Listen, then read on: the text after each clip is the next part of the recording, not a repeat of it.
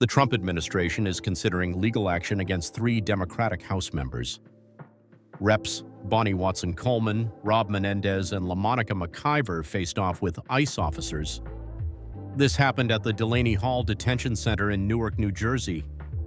The incident occurred during a protest against the facility's reopening. Local officials argue the center lacks proper sanitation and safety permits.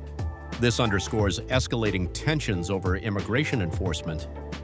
The situation remains fluid with potential legal and political ramifications.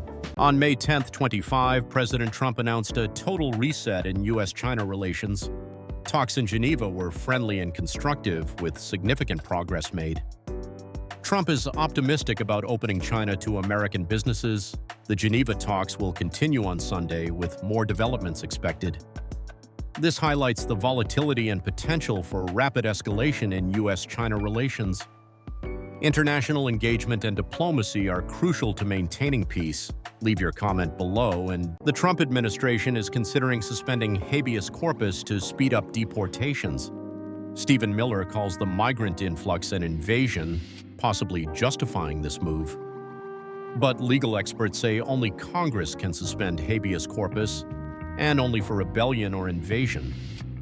This proposal will likely face major legal and legislative hurdles. It raises serious concerns about executive overreach and constitutional rights. What do you think about this controversial proposal? Breaking news from San Francisco.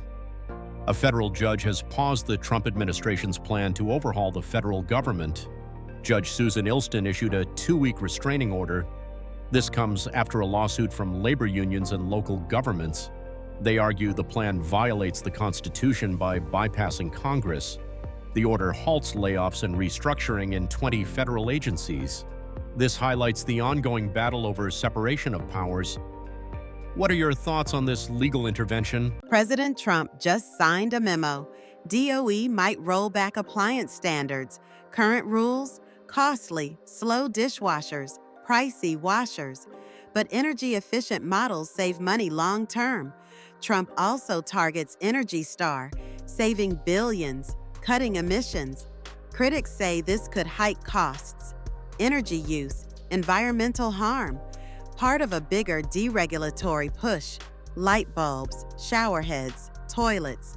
Concerns rise over climate change and energy independence. What's your take on these changes? Comment below. In her May 10, 2025 opinion piece for The Guardian, Margaret Sullivan critiques President Trump's appointment of Jeanine Pirro as interim U.S. Attorney for D.C. Sullivan calls it cronyism, with Pirro's loyalty to Trump overshadowing her qualifications. Pirro, a former district attorney, hasn't held a legal position in decades, spending 14 years at Fox News. Her time at Fox was controversial, promoting unfounded voter fraud claims, leading to a costly defamation lawsuit. Sullivan compares Pirro's appointment to Pete Hegseth's, highlighting a trend of media loyalty over competence.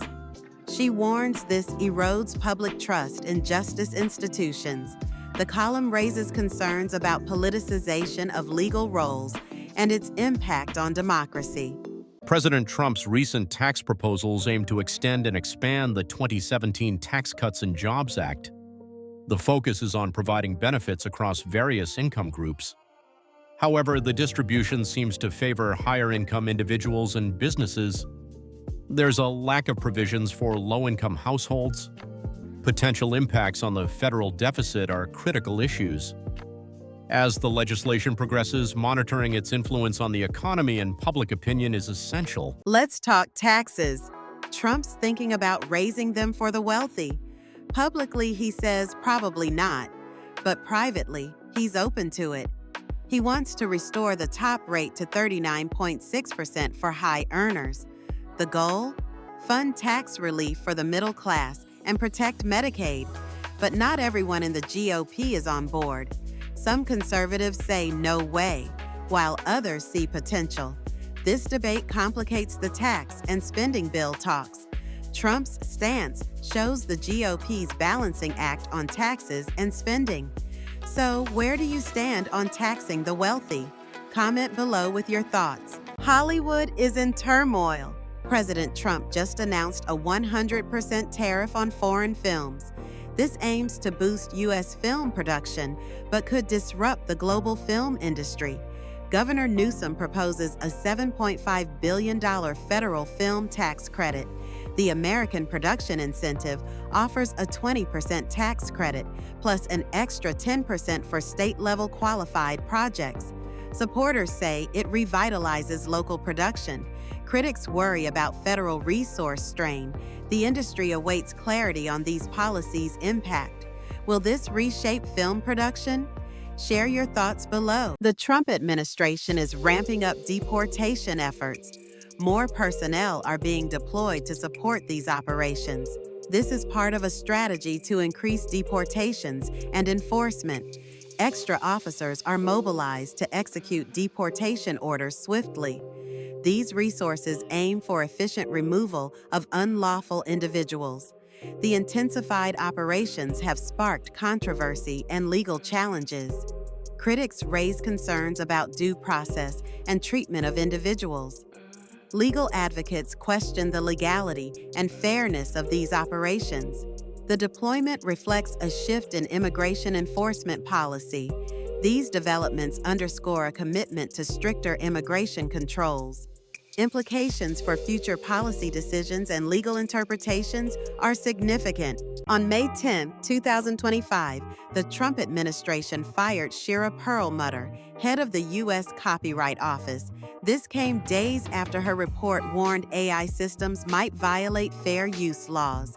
Her dismissal follows the firing of Librarian of Congress Carla Hayden. Critics, like Reverend Joe Morrell, see this as a move to control federal agencies. Elon Musk's Department of Government Efficiency pushes for artificial intelligence and intellectual property. Concerns grow over political interference in independent institutions. President Trump is under fire from his MAGA supporters over a report that Qatar's royal family plans to gift him a luxury jet. Conservative activist Laura Loomer is concerned about Qatar's alliances. She worries it could affect U.S. foreign policy and the Muslim Brotherhood. Despite the backlash, Trump calls it a great gesture.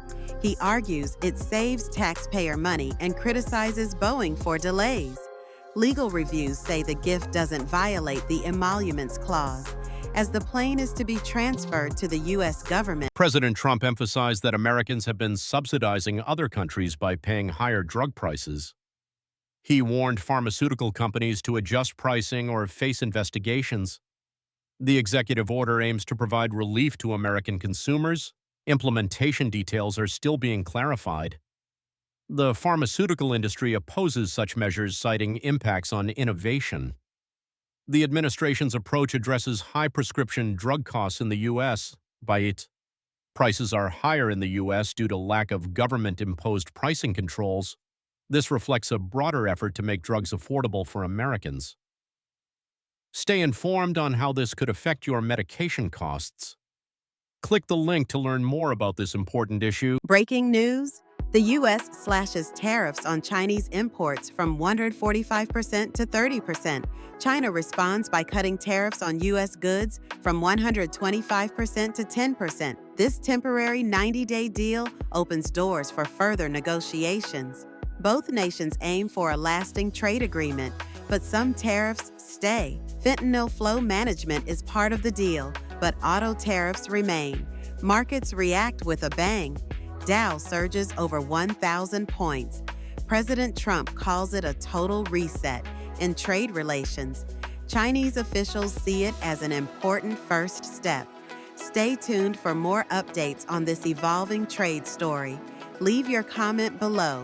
Please like and subscribe.